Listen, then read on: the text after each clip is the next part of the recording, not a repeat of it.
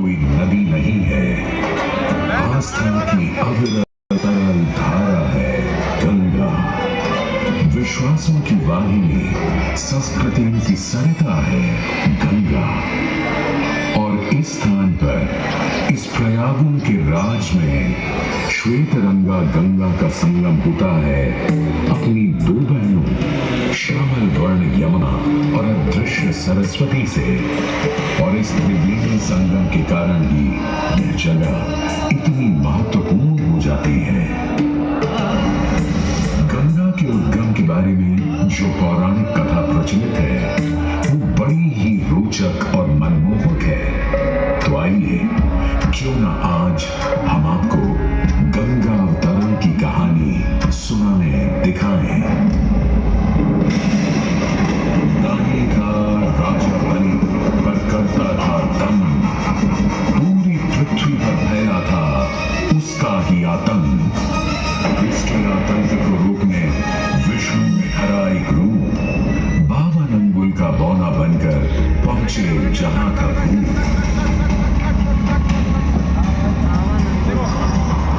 सारे दरबारी बौने ब्राह्मण पर हंसे, पर बाली ने जब उसे दान मांगने को कहा तो उसने कुटिया बनाने को केवल 3 पग भूमि मांगी। पर जब बौने ब्राह्मण ने भूमि नापनी शुरू की तो जैसे भूचाल आ गया। वामन ने पहले पग में पूरी धरती नाप ली और अगले कदम से स्वर्ग।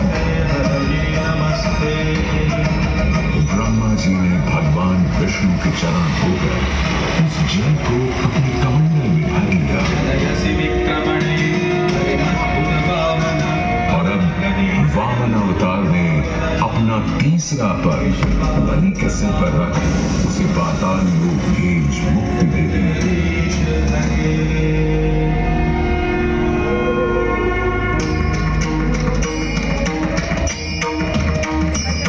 स्वर्गलोक में भगवान ब्रह्मा जी ने जब चरणामृत में हाथ डाला तो वहीं से निकल आई चंचल निर्मल धवल गंगा जी। पवित्रा किंतु चंचला, आज से तू मेरी पुत्री और नाम तेरा गंगा।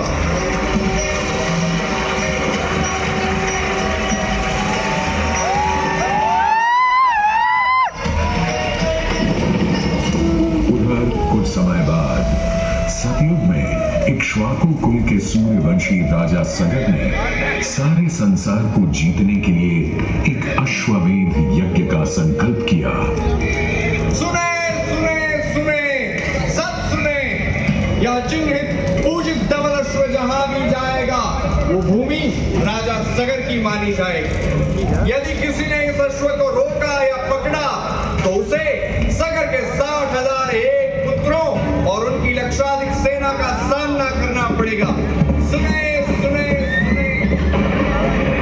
भूलोक में सगर का अश्व अजय अपराजय बढ़ता जा रहा था और स्वर्गलोक में बढ़ती जा रही थी देवेंद्र इंद्र की दुविधा। डरकर वो अश्व को रोकने की युक्ति लगाने लगे। राजा सगर के उस घोड़े को चुरा लिया और छल से महर्षि कपिल के आश्रम में बांध दिया।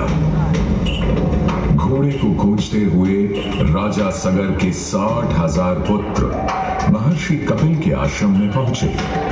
वहां घोड़े को बंधा हुआ देख क्रोधित पुत्रों ने कपिल मुनि को घोड़ा चोर समझा और उन्हें अपशब्द कहने लगे। वाचाल कुमारों, यदि कपिल ऋषि ने खोली आंख तो तपस की युगाग्नि से जलकर तुम सब हो जाओगे राख।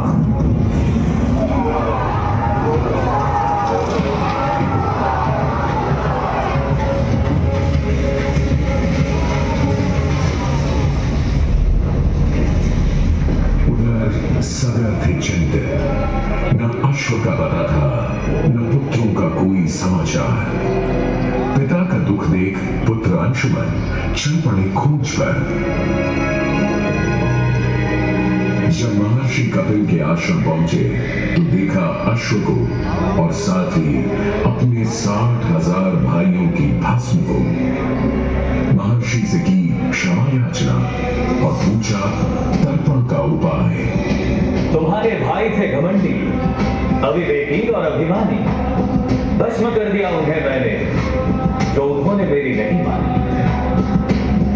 गंगा जल, केवल गंगा जल ही दे सकता है मुक्ति उन्हें, जो भस्म हुए तुम्हारे परिजन।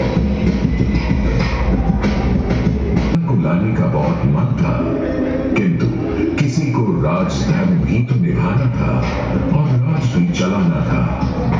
देखते देखते 7 पीढ़ियां गुजर गईं, पर 7 पीढ़ियों के बाद समय आने पर राजकुमार भगीरथ ने राजा बनने से साफ मना कर दिया।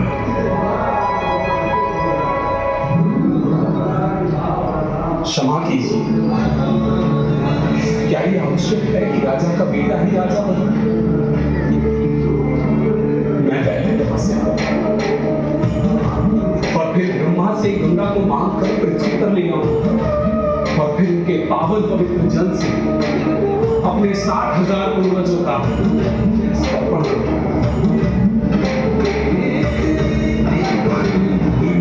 वर्ष बदले, ऋतुओं की हवा बदली, नदियों के किनारे बदले, किंतु नहीं बदला भगीरथ का संकल्प, गंगा अवतरण।